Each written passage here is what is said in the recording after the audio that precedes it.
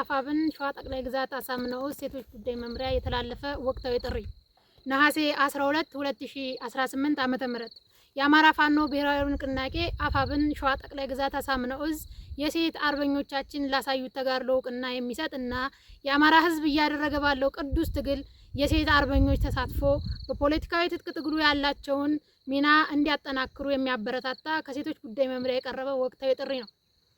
የከበረ ሰላምታችን ይድረስ ለዘመናችን የእቴጌ ጣይቱ የመንፈስ ልጆች ለቁርጠኛዋ ሴት የነጻነት አርበኛ የሸዋረገድ ገድሌ የቃል ኪዳን አደራ ጀግኖቻችን። እንደሚታወቀውና የታሪክ ድርሳናት እንደሚነግሩን ዓለም ስለ ጾታዊ እኩልነት በሚያወራበት ዘመን የኛ የሴት አርበኞች ሀገርን በመሪነት ደረጃ ይመሩ እንደነበር አውቀን የእነሱን አርአያነት በመከተልና ለአማራ ሕዝብ ሰላም፣ ፍትህና እኩልነት ህልውናን ለማረጋገጥ ሲባል በርካታ የሴት ገድሎችን እየፈጸሙ በደማቸው ወርቃማ አሻራቸውን እያሳረፉ በመሆኑ የአፋብን ሸዋ ጠቅላይ ግዛት አሳምነው የሴቶች ጉዳይ መምሪያ ታላቅ ክብርና ምስጋና በማቅረብ እንደሚከተለው መልእክቱን ያስተላልፋል። ክቡራት እህቶቻችንና እናቶቻችን፣ ታሪክ እንደሚመሰክረው የአማራ ሴት አርበኞች የጥንካሬ የጥበብና የጀግንነት ተምሳሌቶች ናቸው።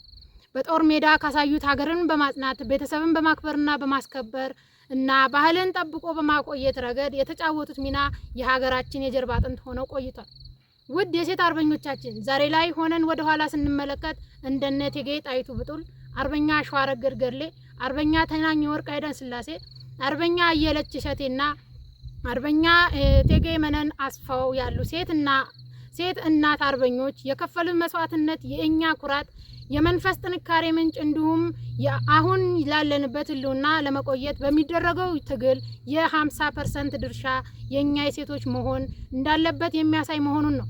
አገዛዙ በአማራ ህዝብ ላይ ከሚያደርሰው መጠነ ሰፊ ጭፍጨፋ ባለፈ በሴቶች ላይ የሚያደርሰው ደፈራና ግድያ የከፋ መሆኑ ፀሐይ የሞቀው ሀገር ያወቀው የአደባባይ ሚስጥር መሆኑ እየታወቀ እኛ ሴቶች ይህንን ማንነት፣ ታሪክ፣ ባህልን፣ እውቀትን እንዲሁም ጤናን ጨምሮ የሚያጠፋ የብልጽግና አገዛዝ በጦር ሜዳው ድማ ተሰልፈን ልንታገለው ይገባል።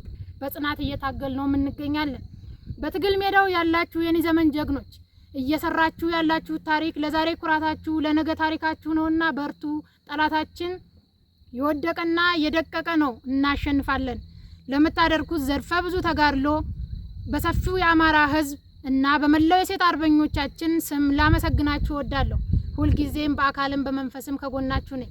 ውድ አርበኞቻችን፣ እኛ ሴቶች በማይበገር ማንነት በፈተናዎች ውስጥ ተስፋ አለመቁረጥና ለፍትህ መቆም የሴት አርበኞች መለያ ባህሪ በማድረግ መታመንን በማሳየት አርበኝነትን ወደ ላቀ ደረጃ እናሸጋግራለን። ዛሬም እንደ ትላንቱ አማራን ከዘር ማጥፋት መታደግና ታሪክና ባህል ከውድመትና ሀገራችን ኢትዮጵያ ከመበተን የእኛን ብርታት ትሻለች።